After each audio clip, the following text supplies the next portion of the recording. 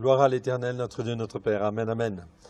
Ok, nous allons donc continuer sur le Messie victorieux, le Mashiach ben David.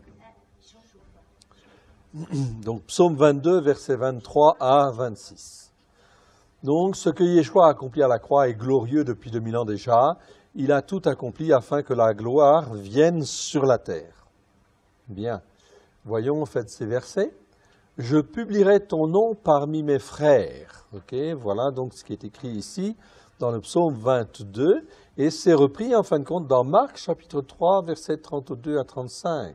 Je publierai ton nom parmi mes frères, le nom de Dieu. Ce que Dieu est en train de faire. Quand on dit le nom en fait en hébreu, c'est tout ce que ça représente, oui bien sûr. Donc tout ce que représente Dieu, ok, Yeshua est venu pour faire connaître le Père. Amen. Ce qu'il est en train de faire, ce qu'il va accomplir et ce qu'il va faire. Okay? Donc ici, en fait, Yeshua, qu'est-ce qu'il fait? Il publiera le nom de Dieu, en fin de compte, parmi ses frères. Qui sont ses frères? C'est nous. Amen. Ses frères et sœurs. Hein? Okay? Donc, en fait, il publiera le nom de Dieu, tout ce qu'il représente parmi ses frères, parmi son assemblée. Je te célébrerai au milieu de l'assemblée. Okay? Donc, que veut faire Yeshua? Tout ce que veut faire Yeshua sur les racines hébraïques de la foi, okay, c'est de glorifier en fait le Père parmi, en fin de compte, toute l'assemblée des croyants, qu'ils soient juifs ou non juifs. Okay? Donc, il y a une dimension spirituelle à comprendre en fait au travers de tout ça. Okay, pour glorifier le Père, glorifier le Fils et le Saint-Esprit, oui bien sûr. Okay. Donc ici, en fait, je te célébrerai au milieu de l'assemblée. Quelle assemblée? L'assemblée des croyants, au travers, en fin de compte, okay, de tout ce qui a été accompli. Des croyants sur les racines hébraïques de la foi. Donc toute cette phase-là, en fait, qui consiste à faire connaître le Père et, en fin de compte, de célébrer Dieu comme, en fin de compte, il devrait être célébré, toute cette action, en fait, là, quelque part, en fin de compte, elle ne s'accomplit pas, en fin de compte, dans les assemblées existantes. Pourquoi? Ben parce qu'on n'est pas sur les racines, en réalité. Okay? Et qu'il faut qu'en fin de compte, okay, tout se fasse sur, en fin de compte, la parole de Dieu, rien que la parole de Dieu. Dieu dit, en fait, Yeshua dit, je te célébrerai au milieu de la grande assemblée, de l'assemblée. Jean, etc. Vous voyez tous les versets qui en parlent, en fait, ici, très clairement. Ok. Vous qui craignez l'Éternel, louez-le. Vous tous, postérité de Yaakov, glorifiez-le.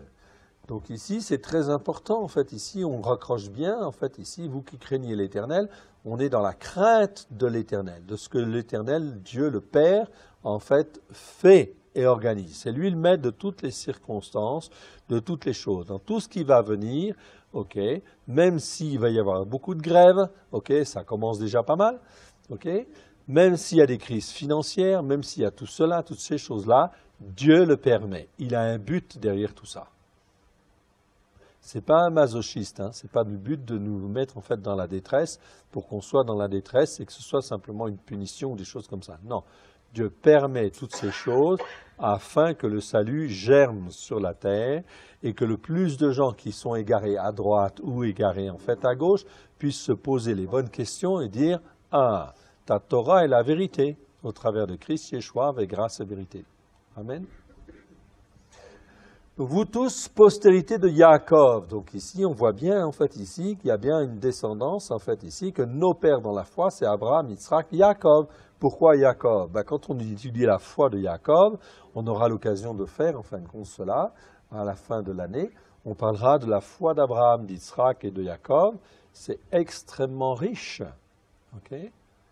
Nous sommes, nos pères dans la foi, c'est Abraham, c'est Yitzhak, c'est Yaakov. Quand je comprends comment Dieu a fonctionné avec Yaakov, ok, eh bien c'est très important parce que nous sommes quelque part des Yaakov. Des gens un peu rusés, qui essaient d'obtenir une bénédiction alors qu'en fin de compte, on n'est pas en fait tout à fait clair avec Dieu. Hein? On est des Jacob, hein? Mais Dieu nous aime. Donc Dieu veut nous transformer, nous émonder, etc. Et en fait avoir une pleine bénédiction. La pleine bénédiction, c'est Jacob qui l'a. Hein? Okay. Donc ici, postérité de Yaakov, glorifiez-le, tremblez devant lui, vous tous, postérité d'Israël. Ok, donc que je sois juif ou non juif, je fais partie de la postérité de Yaakov. Et les nations, où sont-elles greffées?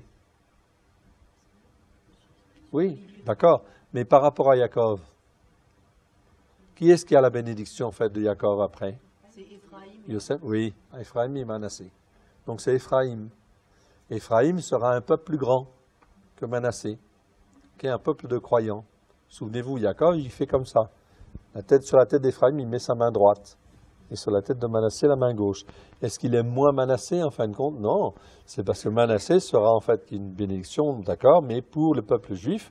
Et en fait, Ephraim, c'est l'ouverture vers les nations. Ok? Donc un peuple beaucoup plus nombreux.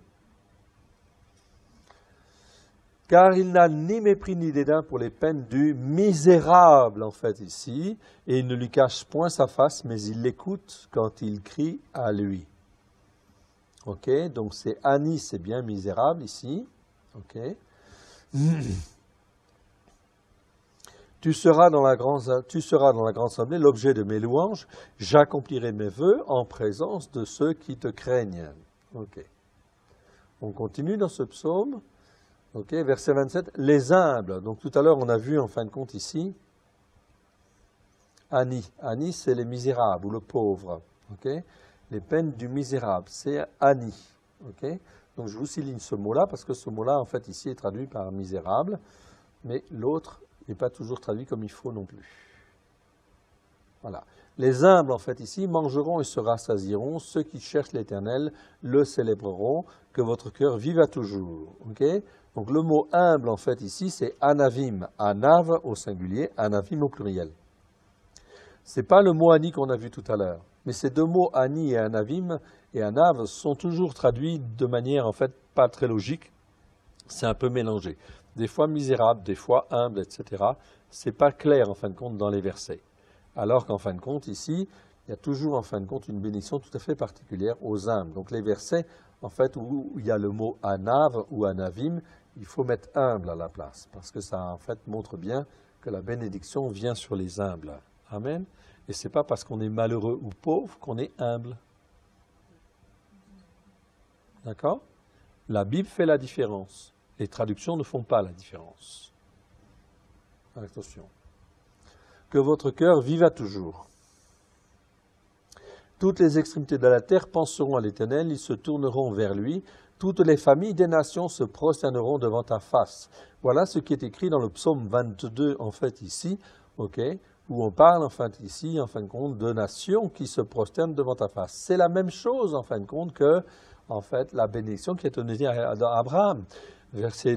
Chapitre 12, verset 3, « Et toutes les familles de la terre seront bénies en toi, en Abraham, en ta postérité. » Quelle postérité? La postérité qui est en Christ. Il n'y a qu'une seule postérité. Toutes les familles de la terre seront bénies en toi. Ici, toutes les familles des nations se prosterneront devant ta face. On retrouve en fait aussi dans Zacharie 14, 16, Ésaïe 45, 23, Romains 14, 11, où il est dit « tout genou fléchira ». Philippiens 2, versets 9 à 11, où il dit « et que toute langue confesse que Christ Yeshua est Seigneur à la gloire de Dieu le Père. » Amen. On est bien dans la même pensée en fait ici. Ok. Car à l'Éternel appartient le règne, il domine sur les nations, oui, il règne. Dieu a créé le ciel et la terre, oui, c'est une réalité. Ok. Est-ce qu'il a abandonné pour autant en fait le pouvoir aux hommes ou à Satan? La réponse est non. Ok, les hommes font ce qu'ils veulent, on est d'accord. Ils n'ont pas forcément fait les bons choix, ça on est d'accord. Dieu va remettre de l'ordre. Ok. Le Messie victorieux, ici, troisième partie. Tous les puissants de la terre mangeront et se prosterneront aussi devant lui. S'inclineront tous ceux qui descendent dans la poussière, ceux qui ne peuvent conserver leur vie. Okay? Donc c'est bien une affirmation prophétique en fait ici. Est-ce que c'est accompli ça? Non, pas encore. Est-ce que ça va s'accomplir? Oui, bien sûr que ça va s'accomplir. La postérité le servira, on parlera du Seigneur jusqu'à la dernière génération.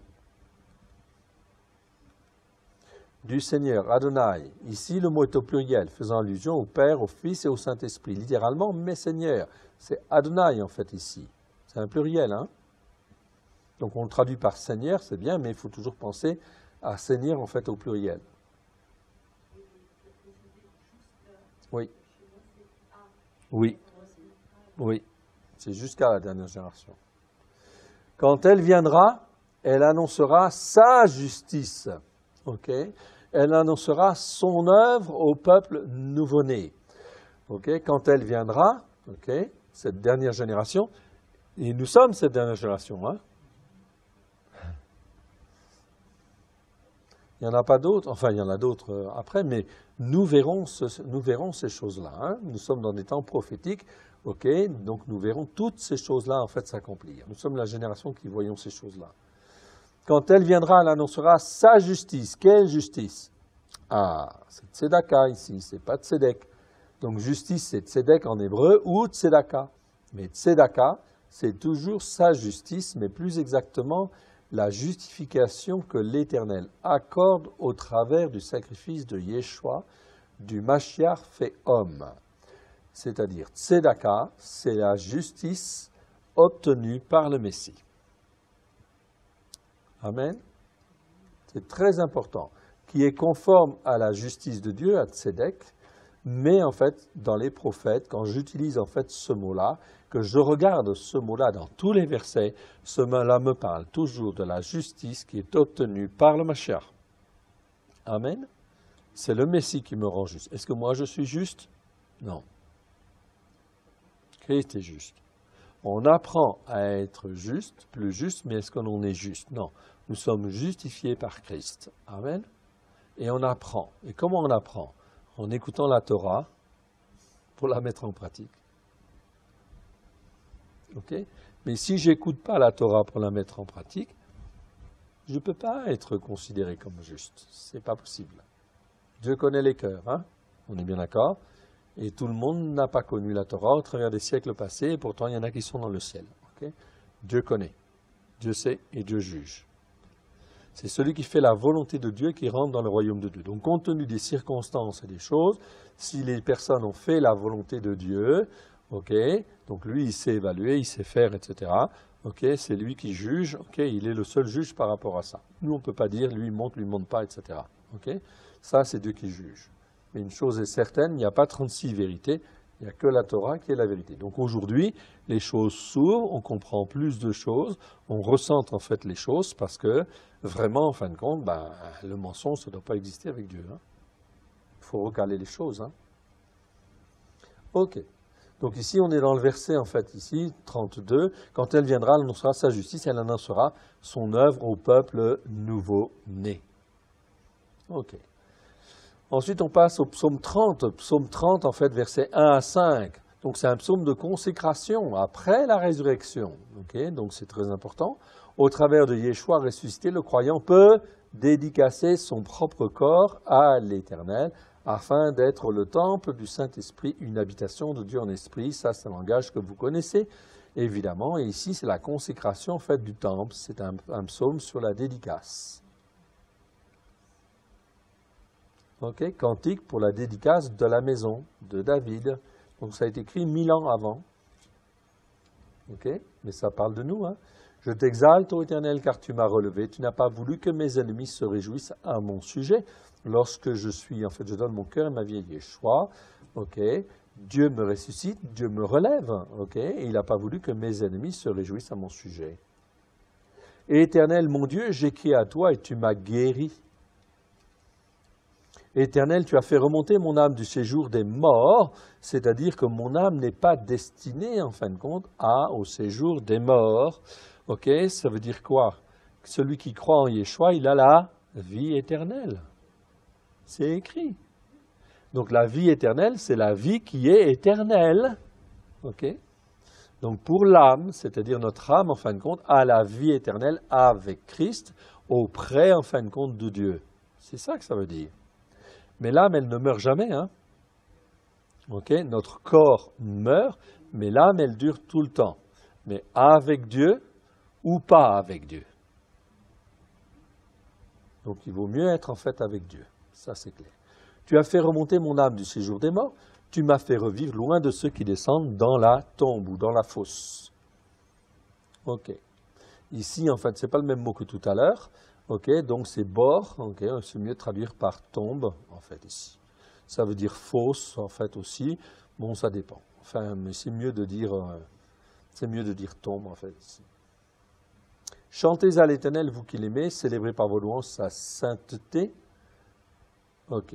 Yeshua est ressuscité pour la gloire de Dieu, le croyant baptisé par immersion, celui qui veut s'engager avec Dieu, le volontaire. Donc le baptême, en fait, par immersion, ça concerne toujours, c'est un engagement de bonne conscience. Ok. Donc ça ne veut pas dire qu'il est parfait, ça veut dire qu'il veut s'engager, en fait, avec Dieu pour marcher, en fait, avec Dieu.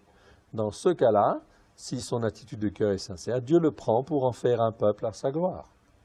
Quel que soit le niveau, ce n'est pas un problème. Okay. Il lui donne d'avoir accès à la résurrection spirituelle et de pouvoir communiquer avec lui au travers du sacrifice et de la résurrection de Yeshua. Je rappelle, en fait, ici, c'est une résurrection spirituelle, c'est-à-dire une résurrection dans le but d'être accroché et attaché, en fait, à Dieu et à lui seul. Donc, il y a une relation spirituelle qui doit se faire avec Dieu. Lorsque j'étais avant non-croyant, je donne mon cœur et ma vie à Yeshua. Ok. Cela veut dire que je suis, en fait, j'appartiens à Dieu au travers de Christ, mais que je peux recevoir le Saint-Esprit afin que la communication spirituelle de mon esprit avec l'Esprit de Dieu puisse se faire. Pour que la relation spirituelle soit faite. Rappelez-vous, quand Christ a dit « tout est accompli », non seulement le sacrifice nous lave, nous purifie, on est d'accord, mais qu'est-ce qui s'est passé dans le temple? Le voile est déchiré. Cela veut dire que l'accès, en fait, au Père est libre. Donc, si l'accès, en fait, au Père est libre, je suis sacrificateur selon la Nouvelle Alliance, oui ou non? Qu'est-ce que fait un sacrificateur? Il va dans le lieu saint et il va dans le lieu très saint, auprès du trône de Dieu. Amen. Donc, j'ai la possibilité, la capacité de rentrer dans le lieu saint et de rentrer dans le lieu très saint, c'est-à-dire auprès de Dieu. Je me couvre du sang précieux de l'agneau, j'invoque les mérites de l'agneau, et je peux rentrer dans le lieu saint et le lieu très saint. Amen. C'est ça un sacrificateur, hein? Ou sinon je ne suis pas sacrificateur. Donc il faut que je puisse en fait rentrer. Cette capacité est donc donnée à tous les croyants, ok, qui le croient et qui le peuvent, enfin qui peuvent le faire, qui veulent le faire. Okay. Il n'y a pas d'interdit en fait là-dessus. C'est une question simplement de choix, de compréhension dans la tête. Sinon, en fin de compte, comment dire, l'homme c'est fait de trois parties. C'est un corps, une âme et un esprit. Vous êtes d'accord? C'est écrit dans Thessaloniciens, chapitre 5, verset 25. Ok? Je vous donne le verset, je vérifie.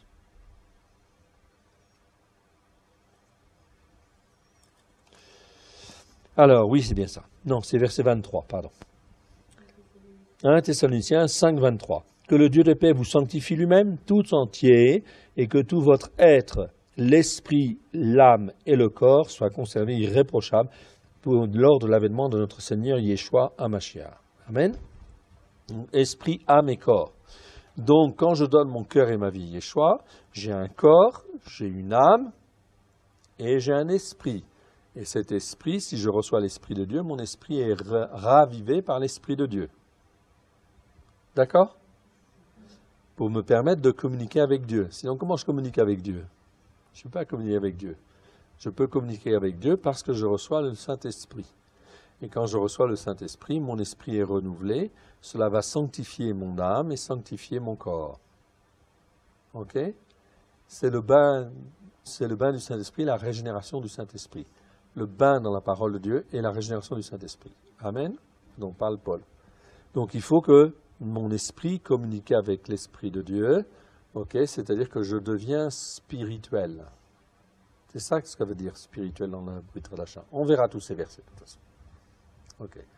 Donc une résurrection spirituelle est de pouvoir communiquer avec lui au travers du sacrifice et de la résurrection de Yeshua. Ok, on continue. Alors, le psaume 32, lui, est un psaume maskil. Maskil, c'est un psaume instructif.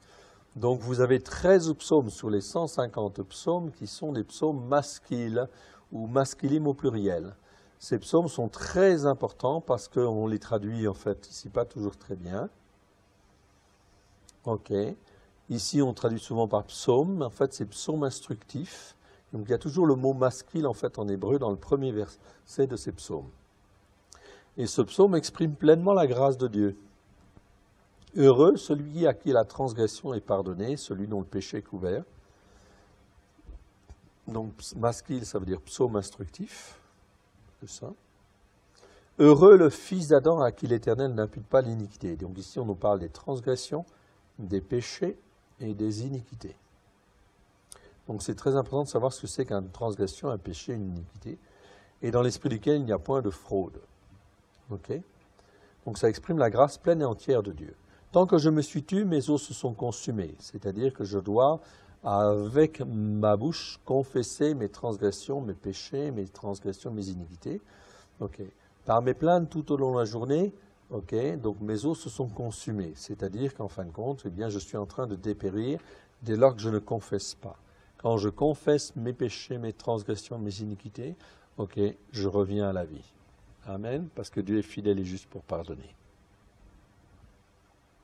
Car nuit et jour, ta main s'appesantissait sur moi, ma vigueur s'est changée comme si elle avait été sous les feux de l'été. Donc si je ne confesse pas mes péchés, mes transgressions, mes iniquités, je dépéris. Ma vigueur s'est changée comme si elle avait été sous les feux de l'été, c'est-à-dire qu'elle se dessèche. Je t'ai fait connaître mon péché, je n'ai pas caché mon iniquité. J'avais dit, je confesserai mes transgressions. Donc on retrouve ici les péchés, les iniquités et les transgressions. Je confesserai mes transgressions. Et toi, tu as ôté l'iniquité de mon péché. Donc Dieu nous lave et nous purifie. Comment? Au travers du sang de l'agneau qui vient pour nous laver de toutes nos transgressions, nos péchés et nos iniquités. Le psaume continue en fait en disant « C'est pourquoi que tout bien-aimé de toi te supplie autant qu'il convient. Ainsi, si de grandes eaux sont en flot impétueux, elles ne l'emporteront nullement. » Ça, c'est extrêmement important. Extrêmement important, c'est quoi les flots impétueux? C'est tout ce qui peut en fait arriver et qui peut nous renverser, soit dans notre vie personnelle ou la vie d'une manière générale. Donc, quand je crois en Dieu, je m'attache en fait à Dieu, je confesse mes péchés, mes transgressions, mes iniquités au travers de Christ. Dieu me garde. Et me garde systématiquement des grandes eaux qui peuvent être comme des flots impétueux pour nous renverser ou nous entraîner. Vous comprenez ça? C'est très important. Ce sont des psaumes spéciaux, les maskil, il y en a 13 sur les 150. Vous les avez là, ces petites brochures en fait ici. On les a retraduits justement pour être beaucoup plus proches de l'hébreu et aider en fait à être fortifiés en fin de compte dans la foi. Amen. C'est des psaumes pour tirer la foi vers le haut. 13 psaumes sur les 150, on les a retraduits pour que justement en fait être beaucoup plus proches de l'hébreu. Et le gros fascicule, celui-là, donc ça c'est la version simple, qu'on peut glisser dans sa Bible. Et vous pouvez voir en fait la différence en fin de compte entre la traduction plus proche de l'hébreu et la traduction que l'on a. On voit déjà des différences. Il intéresse ça, c'est uniquement en français ici.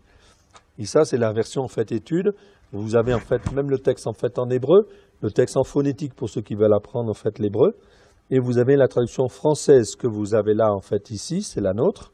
Et vous avez 10 traductions, 5 traductions des nations et 5 traductions juives. Ça vous permet en fin de compte de voir, d'approfondir. C'était en fait une étude sur chacun des psaumes.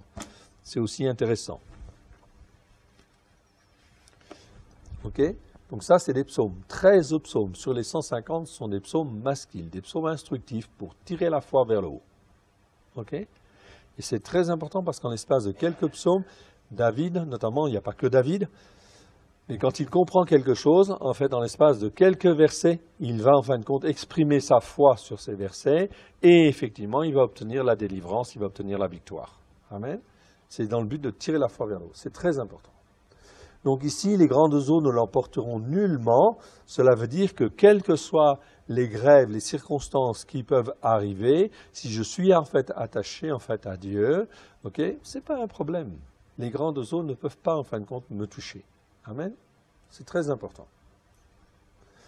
Toi, tu es un abri pour moi, tu me gardes de la détresse. Tu m'environnes de chants de triomphe par la délivrance que tu opères, même en dernière minute. Donc ici, on a le mot palat. Donc ça nous parle de délivrance, oui, de chants de triomphe pour la délivrance, mais ce n'est pas n'importe quelle délivrance. C'est toujours une délivrance, ok, qui arrive en fin de compte en dernière minute. Par la délivrance que tu opères, même à la dernière minute, qui est la récompense de la foi. Ok? Yeshua disait qu'il te soit fait selon ta foi. Si ta foi, en fin de compte, elle arrive à être tirée vers le haut, tu acceptes les épreuves. Merci Seigneur pour les épreuves. Merci Seigneur. Ok. C'est pas toujours facile à dire. On est d'accord. Mais Dieu n'est pas quelqu'un qui n'est pas un masochiste, non. S'il permet des épreuves, c'est toujours pour, en fait, nous fortifier, nous aider à sortir, en fin de compte, de notre condition spirituelle et nous amener, en fait, au-delà. Amen. Il sait ce qu'il doit faire avec chacun de nous. Il sait ce qu'il peut faire avec chacun de nous. Donc, il faut que je place ma confiance en lui, pleinement, en fait, en lui. Et ici, en fait, vous avez des délivrances qui arrivent toujours, en fait, à la dernière minute, tout simplement, en fin de compte, pour tirer notre foi au plus loin. Et si tu marches par la foi, à la dernière minute, la délivrance, en fait, elle vient. Merci Seigneur. J'avais placé ma foi en toi, et effectivement, elle arrive. Amen. Ce n'est pas un hasard, hein, ce n'est pas un loto, c'est une marche par la foi. Hein. Ok. Ok. Le Seigneur dit ensuite, je te rendrai sage. Ah, ça c'est super. Donc je te rendrai sage, c'est-à-dire en fait je te rendrai intelligent. C'est-à-dire sage, c'est par rapport en fin de compte à toutes les circonstances qui arrivent, tu vas avoir les yeux et les oreilles de ton cœur qui vont s'ouvrir et tu comprends en fin de compte que Dieu permet ça parce qu'il veut t'amener quelque part, etc. Ou tu comprends mieux les circonstances, etc. Donc tu deviens sage. Okay? Sage selon Dieu.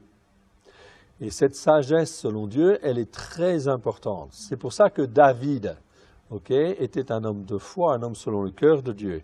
Il marchait par la foi. Et marchant par la foi, la sagesse qu'il avait était bien plus importante que les officiers de Saül, que celle des officiers de Saül. C'est pour cela qu'il réussissait. À la bataille ou autre, il était toujours vainqueur. Parce qu'il avait été rendu sage. Mais sage selon Dieu. Je te rendrai sage, je te montrerai la voie où tu dois marcher. Donc plus je marche comme cela, le Seigneur, en fait, il est en train de te dire ici, aie confiance en moi, marche par la foi, je te montrerai la voie où tu dois marcher. Je te guiderai de mon regard. Vous comprenez, ça veut dire que Dieu ne parle même pas, mais en fait, il va te guider, et il te montre. Comme en fait un papa regarde son enfant, pour essayer de le guider. Et puis du regard, il lui dit, tiens, va par là. Et l'enfant, il suit parce qu'il a appris à marcher avec son papa. Ne soyez point comme un cheval ou comme un mulet qui n'a point d'intelligence, qui n'a point d'intelligence. Son harnachement est là pour le brider avec des rênes et un mors. Donc là, on est dans l'aspect religieux, etc., où on met un harnachement, etc., on met des rênes, on met un mors, etc. Mais en réalité, c'est pour ne pas s'approcher de toi. C'est-à-dire te maintenir, en fin de compte, quelque part, dans l'esclavage. C'est pas ça que nous veut. C'est de marcher par la foi. Beaucoup de douleurs sont pour le méchant, mais celui qui se confie en l'Éternel est environné de bonté. C'est le mot resed en fait ici en hébreu, et le mot resed c'est vraiment en fait la bonté de Dieu, pleine d'amour, pleine de miséricorde, pleine de grâce, etc. C'est une bonté merveilleuse. C'est le mot resed, c'est absolument un mot merveilleux. On n'a pas de mot en français pour traduire ce mot-là. C'est pour ça que des fois il est traduit par bonté, amour, miséricorde aussi. Juste réjouissez-vous en l'Éternel et soyez dans l'allégresse, entonnez des chants de triomphe, vous tous qui êtes droits de cœur. Regardez en fait ici, celui qui marche par la foi, il n'est pas forcément parfait, mais Dieu le considère déjà comme un juste, et il le considère comme étant droit de cœur. C'est pas merveilleux ça? Wow. Psaume 34. Aucun de ses os ne sera brisé. Psaume 34, versets 20 à 21. Ok. Donc c'est aussi un psaume de David, si ma mémoire est bonne. Je ne sais même plus. 30, c'est ça? Ok. Donc écrit 1000 ans en fait avant en fait que Yeshua ne vienne. Versets 20 et 21. Le malheur atteint souvent le juste, mais l'Éternel l'en délivre toujours. Ok. Ça c'est des versets qu'on doit apprendre par cœur. Hein. Le malheur atteint souvent le juste, mais l'Éternel l'en délivre quelquefois. Non, toujours. Amen. Donc, il garde tous ses os, aucun d'eux n'est brisé. Donc, c'est un verset qui va servir pour Yeshua. Il n'a pas eu les os brisés, etc., pour conformément à ce qui était écrit, en fait, ici. Il garde tous ses os, aucun d'eux n'est brisé. Jean, chapitre 19, verset 36, ces choses sont arrivées, et on te le dit, afin que l'écriture soit accomplie. Aucun de ses os ne sera brisé. C'était écrit 1000 ans avant. Okay. Exode, même chose pour l'agneau. Exode 12, 46, on ne la mangera que dans la maison, vous n'emporterez point de chair hors de la maison, et vous ne briserez aucun os de l'agneau de la Pâque. C'est-à-dire l'agneau de la Pâque est une préfiguration, bien sûr, de Yeshua. C'est une continuité. Ok. Même chose dans Nombre, ils n'en laisseront rien jusqu'au matin, ils n'en briseront aucun os, ils la célébreront selon toutes les ordonnances de la Pâque, pas P-A-Q-U-S, les ordonnances de la Pâque. Donc ça, c'est une réalité spirituelle. Okay, la Pâque doit être célébrée, bien évidemment, tous les ans, en fin de compte, le 14e jour, en fin de compte, du mois de Nissan. Okay. Si vous ne l'avez pas fait, vous avez l'occasion de la faire le 2e mois de cette année. Le Seigneur prévoit en fait ce qu'on appelle Pâques Chéni, okay? C'est-à-dire une seconde Pâque. C'est-à-dire que vous pouvez faire la Pâque que vous n'avez pas pu faire en heure et en temps, vous pouvez la faire le 14e jour du 2e mois. Ok? Tellement c'est important devant Dieu de célébrer la Pâque. Tant que je n'ai pas compris ça dans la tête, il y a des choses qui ne vont pas. Il faut que je comprenne qu'il faut que je la fasse, okay, pour rentrer en fait bon dedans, okay, en comprendre la dimension, la largeur, la longueur, la hauteur, la profondeur, etc. Okay. Donc tant que je ne la fais pas, bon, c'est embêtant parce qu'il y a des choses que je ne peux pas comprendre. Il ne faut pas comprendre avec la tête, il faut comprendre avec le cœur. Donc il faut la faire. Donc si vous n'avez pas pu la faire, eh bien vous avez l'occasion de la faire en fin de compte ce mois-ci. Okay, je vous rappelle en fin de compte que le 14e jour du 12e mois, c'est le 29 avril. Ok? Donc vous aurez l'occasion de la refaire si vous voulez. Sinon, ce sera l'année prochaine. Psaume 36. Il est la source de la vie. Oui. La source de la vie est auprès de Dieu et par sa lumière, nous voyons la lumière. Donc là, on parle bien de Yeshua, évidemment. Psaume 36, versets 6 à 9 nous dit, « Éternel, ta bonté atteint jusqu'aux cieux, ta fidélité, donc ta bonté, en fait, ici, c'est le mot resed, donc très important, ce mot-là. C'est un mot, ça exprime toute la bonté et l'amour de Dieu pour l'homme. Okay? Ça atteint jusqu'aux cieux. Ta fidélité jusqu'aux nus. Okay? Donc, fidélité, c'est émouna. Émouna, c'est fidélité ou foi. Okay? Mais, en fait, ce mot-là n'est pas toujours très bien traduit dans la Bible. Des fois, il est traduit par vérité, en fait, aussi. Ou vérité est traduit par fidélité, ce qui ne veut rien dire. Okay? Donc, c'est mélangé. Comme c'est mélangé, ça entraîne la confusion, évidemment, dans l'esprit des gens. Donc, c'est mieux de recaler. Donc, émouna, ça veut dire fidélité ou foi. Et émet, ça veut dire vérité. Donc, je ne peux pas traduire ce mot-là par vérité. Ta justice est comme les montagnes de Dieu. Okay? Donc ta justice ici, c'est la justice par la foi. Ici, tzedaka, justice par la foi au travers de Yeshua, ou encore la justification. Donc la justice de Dieu, la justice par la foi est comme les montagnes de Dieu. Ok. Donc, la puissance de Dieu, en fait, ici. Tes jugements sont comme le grand abîme. Éternel, tu soutiens les descendants d'Adam et les bêtes. Donc c'est les hommes, c'est mis hommes dans nos Bibles. Hein. Mais ici c'est encore un autre mot.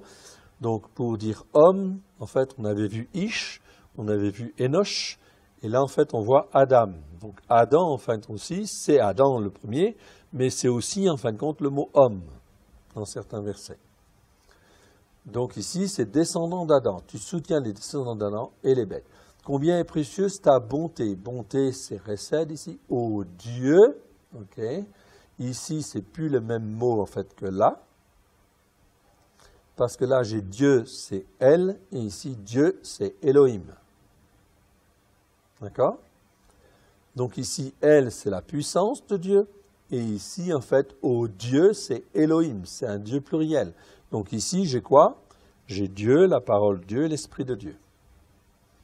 Donc, combien est précieuse ta bonté, ô Dieu, à l'ombre de tes ailes, les fils d'Adam cherchent un refuge. Ok. Il se rassasie de l'abondance de ta maison, tu les abreuves au torrent de tes délices, etc. Ok, c'est bien. On continue dans le 36. Donc, il est la source du salut. Verset 10, « Car auprès de toi est la source de la vie, et par ta lumière, nous voyons la lumière. » Ok? De qui on parle là?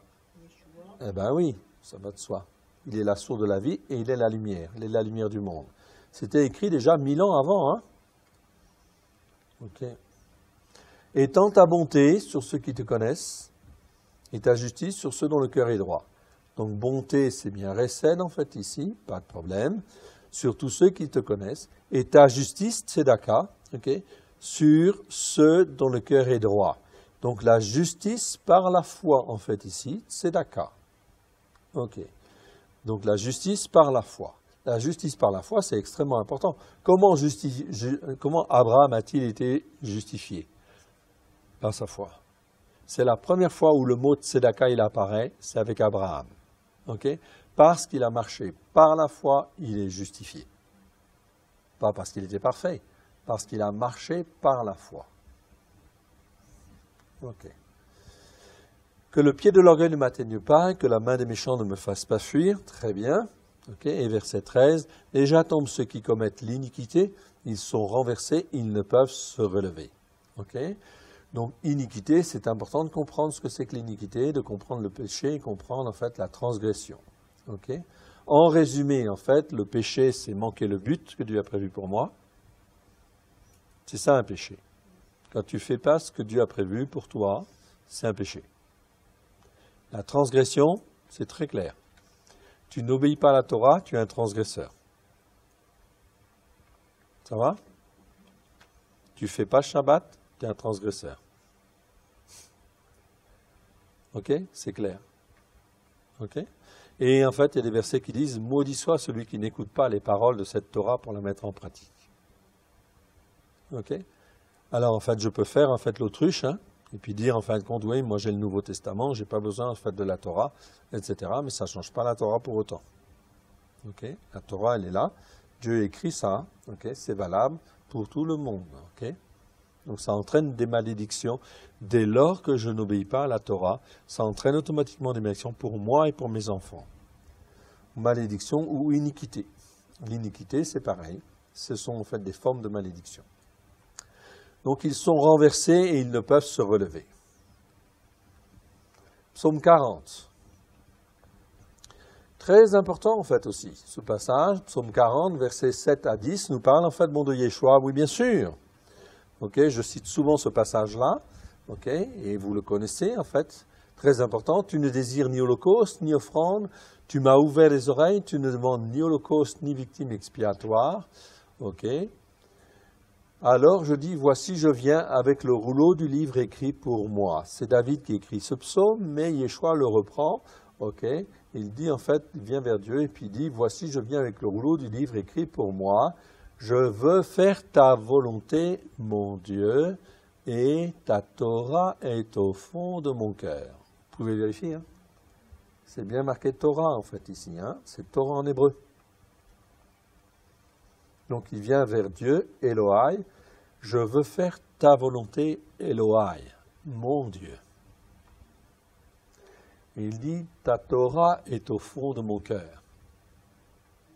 Ok. Je veux faire ta volonté et ta Torah est au fond de mon cœur. Est-ce que je peux dire, merci mon Dieu, transforme-moi par la puissance de ton Saint-Esprit à l'image de Christ, ton Fils bien-aimé, mais je ne veux pas de ta Torah dans mon cœur. Il y a peu de chances que cette prière soit exaucée. D'autant plus que, en fait, par la puissance du Saint-Esprit, Dieu dit en fait qu'il nous transforme à l'image de son Fils bien-aimé. C'est clair? Donc vous voyez comment on a été en fait formaté, hein? On a été complètement déformé, hein? Dans notre manière de penser, manière de raisonner, et on a été en fait instruit dans l'erreur quelque part. Ok, bon, c'est pas bon, hein? C'est même très mauvais. Donc ça veut dire qu'effectivement, si je suis dans ce cas-là, ça veut dire qu'il faut que je vienne vers Dieu, je demande pardon avec ma bouche, je change en fait les choses et j'apprends à obéir. Je dis Seigneur, transforme-moi, prends de ce qui est à Yeshua et mets-le dans mon cœur.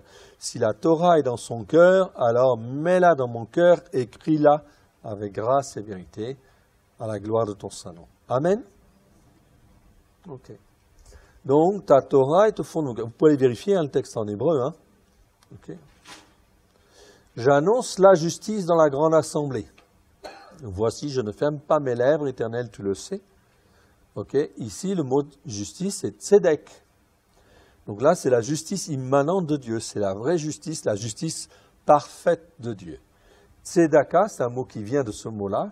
C'est la justice par la foi, qui fait qu'au travers de Christ, je peux atteindre la justice de Dieu. Tzedek. Okay. Donc ici, Yeshua, qu'est-ce qu'il fait? Il annonce la justice dans la grande assemblée, l'assemblée des croyants. Voici, je ne ferme pas mes lèvres, Éternel, tu le sais. Okay. Je ne retiens pas dans mon cœur ta justice, ici. Donc vous voyez qu'en fait, en français, on va traduire pareil. Le mot tzedek et le mot tzedaka, c'est traduit pareil. Justice. J'annonce la justice ici, tzedek. Et ici, en fin de compte, dans la version seconde, on te dit, je ne retiens pas dans mon cœur ta justice. Mais ici, c'est tzedaka. Donc ici, c'est pas pareil. C'est pas tout à fait la même justice. Hein? C'est la justice par la foi. Je ne retiens pas dans mon cœur ta justice, la justice par la foi. Okay. Je publie ta fidélité. Donc là, c'est bien Emouna, c'est bon. Okay. Et ta victoire. Donc ici, c'est Teshua. Donc ici, c'est le mot Teshua. Donc c'est pas en fait, ici, je publie en fait ta fidélité et ton salut, ou ta victoire, non, ou ta délivrance. C'est plus que ça. C'est en fait Teshua. Il y a un tav en fait devant ici, ce qui veut dire que c'est la délivrance accomplie. Délivrance accomplie ou la victoire. C'est-à-dire, je publie ta fidélité et ta victoire au travers de Christ, etc., dans mon cœur et dans ma vie. Donc, quand je proclame et je publie ta fidélité et ta victoire dans ma vie, je crois à ce que tu dis, je crois à ce que tu me transformes, okay, au travers de Christ, okay, je crois à ta victoire par la puissance de ton Saint-Esprit, que tu vas me transformer, me façonner à l'image de Christ. Amen. C'est important, là on marche par la foi. Je ne cache pas ta bonté, en fait, ici. Donc ta bonté, c'est Resen ici, très bien. Et ta vérité. Okay. Donc vérité, c'est bien Emet, on est bien d'accord. Dans la grande assemblée, on est bien d'accord. C'est exactement ce que dit Paulos dans Hébreux chapitre 10, versets 8 à 10. Il dit que les sacrifices, okay, qui permettaient de revenir à la Torah ne sont plus agréés. C'est vrai, car tout est accompli au travers du sacrifice de Christ. Ça, on est d'accord. Mais tout accompli pour quoi faire? Tout est accompli afin, ici, ainsi, le chemin devient libre pour que la Torah puisse être inscrite dans le cœur par la puissance de Dieu et puisse être mise en pratique avec grâce et vérité. Non pas pour l'annuler. D'accord? Tout est accompli au travers de Christ, afin que je puisse venir vers le trône de la grâce. Je te demande pardon, mon Dieu, mon Père, pour mes péchés, mes transgressions, mes iniquités, et j'ouvre largement les portes de mon cœur, afin que par ton Saint-Esprit, tu puisses écrire ta Torah dans mon cœur avec grâce et vérité. Amen. Pas pour annuler la Torah, pour qu'elle soit écrite dans nos cœurs. Conformément à quel passage? Jérémie chapitre 31, versets 31 à 33, que je cite souvent, mais on va le redire quand même. C'était bien ce que Dieu en fait voulait faire au travers de la Brit Hadasha, hein? Eh oui. Je ferai une alliance nouvelle. Brit Hadasha. Verset 31 à 33. Voici les jours viennent, dit l'Éternel, où je ferai avec la maison d'Israël, la maison de Juda, une alliance nouvelle, Brit Hadasha. Non comme l'alliance que je traitais avec leur père, le jour où je les ai saisis par la main pour les faire sortir du pays d'Égypte, alliance qu'ils ont violée, quoique je sois leur maître, dit l'Éternel. Verset 33, écoutez bien. Mais voici l'alliance que je ferai avec la maison d'Israël.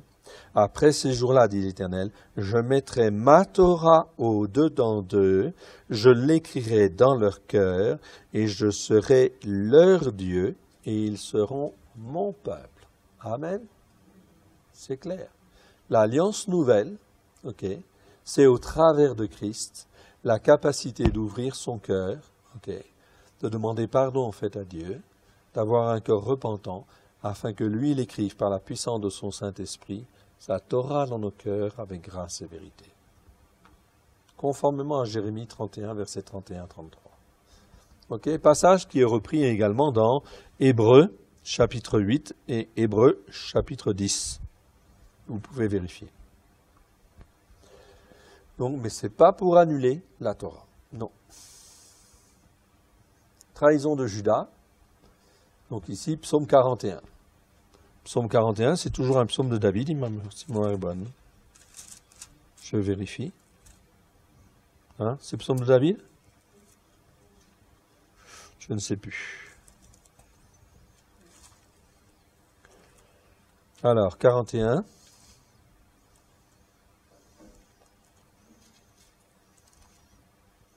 Oui. Donc c'est toujours un psaume de David, donc écrit 1000 ans avant. L'homme même avec qui j'étais en paix, qui avait ma confiance et qui mangeait mon pain, lève le talon contre moi. Dans Jean, chapitre 13, versets 2 à 5, 10 et 11, Yeshua sait que Judas Iscariote va le trahir, mais il lui lave quand même les pieds, lors du dernier repas de la Pâque qu'il partageait avec ses disciples. C'est-à-dire qu'il espérait jusqu'au bout que Judas n'accomplisse pas. Jean 13, 18, mais il faut que l'écriture s'accomplisse, celui qui mange avec moi le pain a levé son talon contre moi. Donc pendant le repas, qu'est-ce que fait Yeshua? À un moment donné, en fait, on trempe la matzot, la matzah, dans, en fin de compte, des choses amères, etc. Et puis, en fin de compte, on le mange. Et là, en fait, il a trempé le morceau, et puis il l'a donné, en fait, à Judas. C'est ce qu'il a dit là. Celui qui mange avec moi le pain levé a levé son talon contre moi, c'est-à-dire qu'il va, en fin de compte, le trahir, tout simplement. Donc Jean, en fin de compte, ici, le rappelle. Jean 19, 21 à 26. Yeshua répondit, c'est celui à qui je donnerai le morceau trempé. Et ayant trempé le morceau, il le donna à Judas, fils de Siméon, l'Iscariote, en réalité. Psaume 45. Donc, psaume 45, on nous parle encore de Yeshua. Voilà. Comment? Oui, ça c'est fils de Corée, cela. Donc, c'est quel fils de Corée? Oui. Ce sont les fils de Corée, celui qui s'est révolté contre Moïse, vous vous souvenez? Mais les fils se sont repentis. Et comme ils se sont repentis, mais ils se sont vraiment repentis de leur attitude d'avoir suivi leur père, et en fait, ils se sont tellement repentis que Dieu en fait a agréé, et effectivement, ils ont été effectivement touchés par la grâce. Et ils ont fait des psaumes. Mais ces psaumes étaient tellement beaux, tellement magnifiques, que David les reprend dans son livre. Okay. Et en fait, il va les intituler fils de Corée, en fait, les psaumes des fils de Corée. Donc ça vient de là. Et ils avaient vraiment une révélation absolument super. Donc comme quoi, en fin de compte, on peut faire des bêtises, mais en fait, la voie de salut et de la repentance nous ouvre en fait les portes à des très belles choses. Amen. Ok. Donc les fils de Corée, il faut le savoir parce que c'est évidemment important. Donc les fils de Corée furent après les serviteurs de Moïse extrêmement zélés.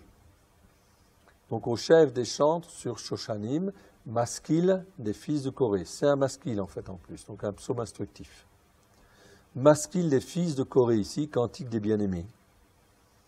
Donc ici Shoshanim c'est un instrument de musique, mais on ne sait pas trop lequel. Donc c'est un psaume instructif en fait ici, très bien. Donc mon cœur bouillonne de belles paroles. Je dis mon œuvre est pour le roi. Ma langue est comme la plume d'un habile écrivain. Ok. Tu es le plus beau des fils d'Adam. Quel est le plus beau des fils d'Adam? Yeshua. Et qui est-ce qui a reçu cette révélation? Les fils de Corée au temps de Moshe. D'accord? Donc il savait bien, en fait, ici, il voyait bien, en fin de compte, la révélation du Messie, du Mashiach, en fait, d'un fils d'Adam qui est le plus beau des fils d'Adam. Ok. Tu es le plus beau des fils d'Adam, bien sûr, c'est Yeshua. Ok. Donc ici, c'est Adam. Ok. C'est pas le plus beau des fils des hommes, mais c'est Adam, parce qu'en fait, en hébreu, c'est Adam, en fait, ici. Donc c'est pas Adam lui-même, c'est les descendants d'Adam. Tu es le plus beau des fils d'Adam. La grâce est répandue sur tes lèvres. Okay? Qui peut avoir la grâce de Dieu en fait sur ses lèvres? Ben, c'est Yeshua. C'est pourquoi Dieu t'a béni pour toujours. Okay? Dieu ici c'est Elohim. Donc Elohim t'a béni pour toujours en tant qu'homme. Ceinte ton épée sur la hanche, vaillant guerrier en fait ici. Donc guerrier c'est Gibor. Gibor ou Geber, ça vient de Geber. C'est un homme fort ou c'est un vaillant guerrier, en fait, ici. Ok. Donc, vaillant guerrier, c'est ta parure et ta splendeur. Ceinte ton épée sur la hanche. L'épée, c'est quoi? La parole. Ok. Ceinte ton épée sur ta hanche, vaillant guerrier, c'est ta parure et ta splendeur. Ok. Donc, l'épée de Yeshua, c'est la parole, hein? Hey. Oui, ta splendeur. Triomphe monte sur ton char, sur la parole de vérité, de douceur et de justice. Wow. Donc ici, parole, c'est dabar. Okay. Ici, j'ai bien en fait vérité, c'est bien émet. Mais ici, j'ai le mot aneva. Aneva, c'est douceur. Donc Yeshua n'utilise pas son épée comme ça pour en fait taper n'importe où, hein? Non. Ok, il l'utilise avec beaucoup de sagesse, beaucoup d'intelligence. Et avec beaucoup de douceur, en fait, aussi. Aneva nous parle de douceur. La manière de faire de Yeshua, elle est merveilleuse, hein? Il n'y a pas plus merveilleux Seigneur. Et de justice. Justice, ici, c'est bien Tzedek. Ok, donc triomphe monte sur ton char, c'est une allégorie, hein, une image, sur la parole de vérité, de douceur et de justice, et ta droite, ok, Yamim en fait ici, t'enseignera à faire des choses prodigieuses. Ok. Donc voilà effectivement la première partie de ce psaume. La partie suivante nous dit ceci. Tes flèches sont aiguisées, des peuples tomberont sous tes coups, elles pénétreront dans le cœur des ennemis du roi. Okay. Ton trône, ô Dieu, donc il y a des fois on a du mal en fin de compte à traduire, en fait à comprendre tout. Bon, peu importe, on essaie de traduire au mieux. Ici, en fait, le verset dit, ton trône, ô Dieu. Donc ici, Yeshua est appelé Dieu, en fait, ici. Ton trône, ô Dieu, est à toujours et à perpétuité. Le sceptre de ton règne est un sceptre d'équité.